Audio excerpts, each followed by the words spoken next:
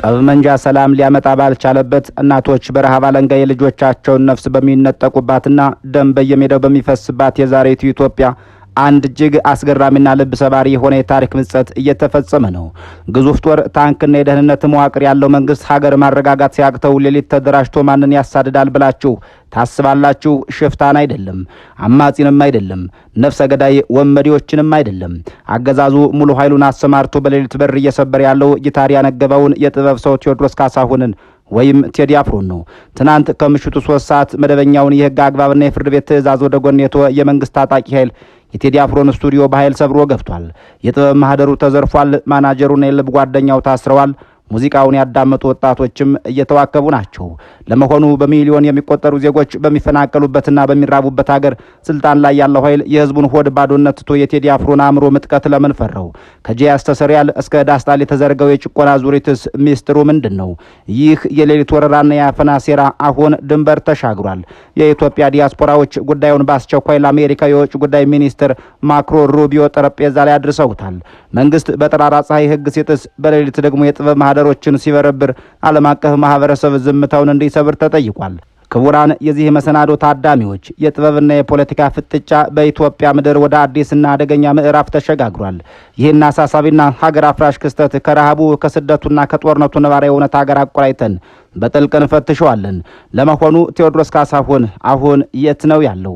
በእርግጥም የጥበብና የፖለቲካ ፍጥጫ በኢትዮጵያ ምድር ወደ አዲስ ምዕራፍ እየተሸጋገረ ነው። የዜጎች መብት፣ የህግ የበላይነትና የሀሳብ ነጻነት ጥያቄ ውስጥ በወደቀባት የዛሬቱ ኢትዮጵያ መንግስታዊ መዋቅር ያላቸው ኃይሎች በሌሊት የጥበብ ሰዎችን ደጃፍ እያንኳኩ ናቸው። ይህ የሌሊት የስቱዲዮ ወረራና የጥበብ ማህደር ብርበራ የተፈጸመው በምን አይነት ሀገራዊ ነባራዊ ሁኔታ ውስጥ ነው? ስቱዲዮ የተሰበረው፣ ማናጀር የታሰረው፣ ወጣቶች ሙዚቃ በማዳመጣቸው ብቻ አፈና የተደረሰባቸው፣ ሰላም በሰፈነባት፣ ዜጎች በጠገቡባት፣ ዴሞክራሲ በበቀለባት ሀገር ውስጥ አይደለም። አገሩ በየዕለቱ ከዳር እስከ ዳር የጦር መሳሪያና የከባድ መሳሪያ ድምጽ የሚያስተጋባበት፣ ወንድም ወንድሙን በፖለቲካ ሴራ እየገደለ ደም በየሜዳው የሚፈስበት ሀገር ውስጥ ሆኗል። በዚህ ነባራዊ እውነታ ውስጥ ነው መንግስት የጸጥታ ኃይሉንና ተሽከርካሪውን አሰማርቶ የቴዲ አፍሮን ጊታርና ማይክራፎን የሚያሳድደው። ሀገር ማረጋጋት፣ የዜጎችን ደም ማድረቅና ሰላም ማስከበር ያቃተው የደህንነትና የፖሊስ መዋቅር በሌሊት ተደራጅቶ የአንድን አርቲስት ስቱዲዮ በር ሲሰብር ማየት ከዚህ የከፋ የመንግስት የቅድሚያ ትኩረት መርሳትና የስርዓት ክሽፈት ከየት ሊመጣ ይችላል? በሚሊዮኖች የሚቆጠሩ ኢትዮጵያውያን በድርቅ በጦርነትና በፖለቲካ ቁማር ምክንያት የዕለት ጉርስ አጥተው እናቶች ልጆቻቸውን በረሃብ አለንጋ እየተነጠቁ በሚያለቅሱባት ሀገር ሚሊዮኖች ቀያቸውን ጥለው በማጎሪያ ካምፕ ወይም አይዲፒና በየጎዳናው ተሰደው በሚንከራተቱባት ሀገር ውስጥ ነው ኃላፊነት የጎደለው ስልጣን በዳስጣል ዜማ ላይ ጦርነት ያወጀው። ህዝብ ዳቦ አጥቶ ሲያለቅስ አገዛዙ የህዝብን እንባ ከማበስ ይልቅ የህዝብን ብሶት የሚዘፍነውን የጥበብ ሰው ላፕቶፕና ስፒከር መዝረፍ እንደ ትልቅ የሀገር ደህንነት ስራ ቆጥሮት ተጠምዶበታል። ህዝቡ በረሃብ ሲቆላ ስልጣን ላይ ያለው ኃይል የፈራው የህዝቡን ሆድ ባዶነት ሳይሆን የቴዎድሮስ ካሳሁንን ወይም የቴዲ አፍሮን ያምሮ ምጥቀት ብቻ ነው። የሀገሪቱ እስር ቤቶች፣ ፖሊስ ጣቢያዎችና መጋዘኖች ጭምር ሀሳባቸውን በነጻነት በገለጹ ጋዜጠኞች፣ የፖለቲካ መሪዎችና ምንም በማያውቁ ንጹሐን ወጣቶች በታጨቁባት ምድር ላይ ነው ይህ ክስተት እየሆነ ያለው። እውነት መናገር ወንጀል በሆነበት፣ ፍትህ የፖለቲካ ካድሬዎች አሻንጉሊት በሆነችባትና ህግ የሚባለው ቃል የገዢዎች የጭቆና መሳሪያ በሆነበት የዛሬቱ ኢትዮጵያ ቴዲ አፍሮንና አጋሮቹን በህግ አግባብ መጠየቅ ስላልተቻለ ወደ ሌሊት ወንበዴነትና ስቱዲዮ ሰብሮ መግባት ተሸጋግረዋል። ዜጎችን በጠራራ ፀሐይ ከማሰር አልፈው የተጻፉ ግጥሞችን፣ ገና ያልተለቀቁ ዜማዎችንና ሚስጥራዊ የጥበብ ማህደሮችን በሌሊት ማሰር ማፈንም ተጀምሯል። ለምን? ግዙፍ ጦርና መዋቅር ያለው መንግስት ባፈና በስደትና በረሃብ ከምትታመሰው ሀገር ውስጥ አንድን የጥበብ ሰው ዋና የጸጥታ ስጋቱ አድርጎ ፈረጀው። አምባገነኖች ሁልጊዜም የሚፈሩት እውነትን ብቻ ነው። ሀገር በደም ገንዳ ውስጥ እየዋኘች ብልጽግና ምተናል እያሉ የሐሰት ፕሮፓጋንዳ በሚነዙበት ዘመን፣ ሚሊዮኖች ተሰደውና ተርበው ገነት ገብተናል እያሉ በሚያላግጡበት ዘመን ቴዲ አፍሮ ዳስጣል ልቤ በል ዳስጣል ሞት መርዶ በዝቷል ብሎ መሪሩን ሀገራዊ ሀቅ አደባባይ ሲያወጣው የገነቡት የውሸት ኤምፓየር ይፈርስባቸዋል። መንግስታዊ ኃይሎች በሌሊት የጥበብ ሰዎችን ደጃፍ የሚያንኳኩት የህዝቡን ስቃይ፣ ግጭቱን፣ ረሃቡን፣ አፈናውንና ስደቱን የሚመዘግብን የታሪክ ጸሐፊ ስለጠሉ ነው። የተሰበረው የቴዲ አፍሮ ስቱዲዮ በር የፈረሰው የኢትዮጵያ የፍትህና የሰብአዊ መብት ግንብ ማሳያ ነው። ጠመንጃ ያነገበው ኃይል ሰላም ማምጣት ሲያቅተው ጊታር ያነገበው ጥበበኛ በማሳደድ የፖለቲካ ድል ያገኘ ይመስለዋል። ነገር ግን በረሃብ በስርና በሞት አፋፍ ላይ ያለ ህዝብ ድምፁን ላጠፋበት ስርዓት ሳይሆን እንባውን ለዘመረለት ጥበበኛ ሁልጊዜም ዘብ ይቆማል። እንዲያም ቢሆን አንጋፋው ድምፃዊ ቴዎድሮስ ካሳሁን ወይም ቴዲ አፍሮ ላይ ሲያጠነጥን የሰነበተው ወከባና ስር አሁን ሕግንና ስርዓትን ክፉኛ በጣሰ መልኩ ወደ ሌሊት ወረራ፣ ድብደባና የጥበብ ማህደሮችን ወደ መዝረፍ ተሸጋግሯል። ይህ የኃይል እርምጃ የተወሰደው የድምፃዊ የቅርብ ወዳጆችና የስራ አጋሮች ያለምንም ክስ ወደ እስር ቤት ከተጋዙ ከቀናት በኋላ መሆኑ ጉዳዩን ተራ የወንጀል ድርጊት ሳይሆን ስልታዊ የስነ ልቦና ጦርነት ያደርገዋል። በሌላ በኩል ይኸው የቴዲ አፍሮ በአድናቂዎቹና በአጋሮቹ ላይ እየተፈጸመ ያለው መጠነ ሰፊ አፈና አህጉር ዘሎ የዓለም አቀፉን ማህበረሰብ ቀልብ እየሳበ መጥቷል። 16 ታላላቅ የኢትዮጵያ አሜሪካውያን ዲያስፖራ ተቋማት ጉዳዩን አስመልክቶ በአስቸኳይ ለአሜሪካ የውጭ ጉዳይ ሚኒስትር ማርኮ ሩቢዮ ጽኑ አቋም ያዘለ ደብዳቤያቸውን አስገብተዋል። መንግስት በጠራራ ፀሐይ ህግ ሲጥስ፣ በሌሊት ደግሞ የጥበብ ማህደሮችን ሲበረብር የዓለም አቀፉ ማህበረሰብ ዝምታውን እንዲሰብርም እየተጠየቀ ነው። የሀገርን የጸጥታና ደህንነት ማስጠበቅ ዋነኛ ስራው የሆነው ፖሊስ መዋቅር መደበኛውን የህግ አግባብና የፍርድ ቤት የብርበራ ትዕዛዝ ወደ ጎን በመተው በሌሊት የዜጎችን ግቢ ጥሶ ሲገባ ምን ሊባል ይችላል? ትናንት ምሽት 3 ሰዓት ገደማ ሲኤምሲ አካባቢ የተፈጸመው ድርጊት የዚህ ትልቁ ማሳያ ነው። የፌዴራል ፖሊስ የደንብ ልብስ የለበሱ መሳሪያ እስከ አፍንጫቸው የታጠቁና በፌዴራል ፖሊስ ተሽከርካሪ የመጡ ግለሰቦች ወደ አንጋፋው ድምፃዊ ቴዎድሮስ ካሳሁን ቴዲ አፍሮ የግል ስቱዲዮና ቢሮ በኃይል ሰብረው ገብተዋል። እነዚህ ታጣቂዎች ወደ ስቱዲዮ ለመግባት የህግ አስከባሪነትን ስነ ምግባር ሳይሆን የጉልበተኝነትን መንገድ ነው የመረጡት። መረጃዎች እንደሚያመላክቱት የህንፃውን ጥበቃ ወይም ዘበኛውን በከፍተኛ ሁኔታ በመደብደብና በማስፈራራት በሮቹን ሰብረው ወደ ውስጥ ገብተዋል። ይህ ድርጊት በራሱ የህግ አስከባሪው አካል ከህግ በላይ መሆኑ ፍርድ ቤትና ስርዓት የሚባሉትን መሰረታዊ የመንግስት ምሰሶች መናዳቸውን ቆልጭ አድርጎ የሚያመላክት ክስተት ነው። ከግለሰቡ መደብደብና ከቢሮ መሰበር ባሻገር የጉዳዩን አሳሳቢነት እጅግ ከፍ የሚያደርገው የተሰበረው ቢሮ ይዘትና የተወሰዱት ንብረቶች ላይ ስናተኩር ነው። ይህ ስቱዲዮ ተራ ቢሮ አይደለም። ቴዲ አፍሮ እንደ ዋና ቢሮ የሚጠቀምበት፣ የፈጠራ ስራዎቹን ሌት ተቀን የሚያዘጋጅበት፣ ለህዝብ ጆሮ ገና ያልደረሱ አዳዲስ የሙዚቃ ስራዎች፣ ዜማዎች፣ ግጥሞቹና አዳዲስ የጥበብ ሀሳቦች የሚጻፍበት እጅግ ሚስጥራዊና ጥብቅ የጥበብ ማህደር ነው። ሰብሮ የገቡት የፖሊስ አባላት ከስቱዲዮ ውስጥ ምን ወሰዱ? የዓይን እማኞችና መረጃዎች እንደሚያረጋግጡት ታጣቂዎቹ 2 ላፕቶፖችን፣ ስፒከሮችን፣ ልዩ ልዩ የሙዚቃ ማቀናበሪያ መሳሪያዎችን እንዲሁም የተለያዩ የስቱዲዮ ዕቃዎችን ዘርፈው ወጥተዋል። እዚህ ላይ በጥልቀት መታሰብ ያለበት አንድ ጥልቅ ሀቅ አለ። እነዚህ ታጣቂዎች የወሰዱት ላፕቶፖችና ስፒከር የብረትና የፕላስቲክ ስብስብ በመሆናቸው ብቻ አይደለም። የዘረፉት የቴዲ አፍሮን አእምሮ ነው። የዘረፉት የድምፃዊውን አዳዲስ ስራዎች፣ ገና ያልተለቀቁ ሀሳቦችና ሚስጥራዊ የጥበብ ማህደሮችን ነው። አንድ ጥበበኛ ዓመታትን አውጥቶና ወርዶ የሰራውን አእምሯዊ ንብረት ያለምንም የፍርድ ቤት ትዕዛዝ በመንግስት የጸጥታ ኃይሎች ሲዘረፍ ይህ ድርጊት በታሪክ ውስጥ የሚመዘገበው እንደ ግልጽ ያፈናና የጥበብ ጠላፊነት ወንጀል ነው። መንግስት እነዚህን የጥበብ ስራዎች ምን ሊያደርጋቸው ፈልጎ ነው በሌሊት ያዘረፋቸው? ያልወጡ ሙዚቃዎችን ቀድሞ ሰምቶ ለማፈን ወይስ ድምፃዊው የለፋባቸውን ስራዎች በማጥፋት በስነ ልቦናው ላይ ከባድ ጉዳት ለማድረስ? ይህንን ክስተት የህግና የጥበብ ዘርፍ ተንታኞች ተራ የንብረት ዝርፊያ አድርገው አይመለከቱትም። ምክንያቱም ክስተቱ የተፈጠረበት ጊዜና ከዚህ በፊት የነበሩት ተከታታይ ክስተቶች የራሳቸው የሆነ ጥልቅ ትርጉም ያላቸው ናቸው። ከቀናት በፊት የቴዲ አፍሮን ምክትል ማናጀርና የቅርብ የስራ አጋር የሆኑትን ወይዘሮ ማህሌት ሰለሞን እንዲሁም የልብ ጓደኛ የሆኑትን አቶ ዩሱፍ ያሲንን ያለምንም ክስ በፖሊስ መታሰራቸው የቅርብ ጊዜ ትዝታችን ነው። የእነዚህ ግለሰቦች መታሰር ከቴዲ አፍሮ ጋር ካላቸው ቅርበት ውጭ ሌላ የሚታወቅ ህጋዊ ምክንያት የላቸውም። አሁን ደግሞ በቀጥታ ወደ ራሱ ወደ ድምፃዊ የግል ቢሮ ሄደዋል። በግልጽ ስቱዲዮው ላይ የሌሊት ወረራ ተፈጽሟል።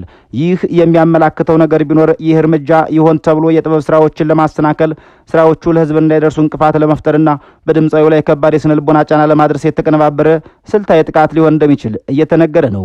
አንድን ሰው በቀጥታ ከማሰር ይልቅ የቅርብ ሰዎችን በማሰር መተንፈሻውን በማጥበብ የፈጠራ ስራዎቹንና ማህደሩን በመዝረፍ እየተከታተልን ነው። አቅም አለን፣ ልናጠፋም እንችላለን የሚል የሽብር መልእክት የማስተላለፍ የቆየ አምባገነናዊ ስልት ነው። ግዙፍ ጦር፣ ታንክ፣ መድፍና የደህንነት መዋቅር ያለው መንግስት ከአንድ ጊታርና ማይክራፎን ከያዘ የጥበብ ሰው ጋር ምን ያስፈራዋል? ቴዲ አፍሮ ላለፉት 2 አስርተ ዓመታት በኢትዮጵያ ህዝብ ልብ ውስጥ ትልቅ ስፍራ የገነባ ስለ ፍቅር፣ ስለ አንድነት፣ ስለ ይቅርታና ስለ ሀገር ታላቅነት የዘመረ አርቲስት ነው። ሆኖም የፖለቲካ ምህዳሩ ሲጠብ፣ ገዢዎች በራሳቸው ሲደናገጡ የህዝብ ልብ ያሸነፈውን ሰው ሁሉ እንደ ስጋት ማየት ይጀምራሉ። የቴዲ አፍሮ ሙዚቃዎች የህዝብን ስሜት የሚገልጹ በመሆናቸው ብቻ ስልጣን ላይ ያሉ ኃይሎች ድምጹን ለማፈን የህግ አልባነት መንገድን እየመረጡ ናቸው። የሚመለከታቸው የፌዴራል ፖሊስ ኃላፊዎችና የመንግስት አካላት በህግ ስም ስለተደረገው የዚህ ኃይል እርምጃ እንዲሁም የጥበብ ባለሙያዎች አእምሯዊ ንብረት ላይ ስለተፈጸመው አደጋ በአስቸኳይ ማብራሪያ እንዲሰጡም የብዙሃኑ ጥያቄ ሆኗል።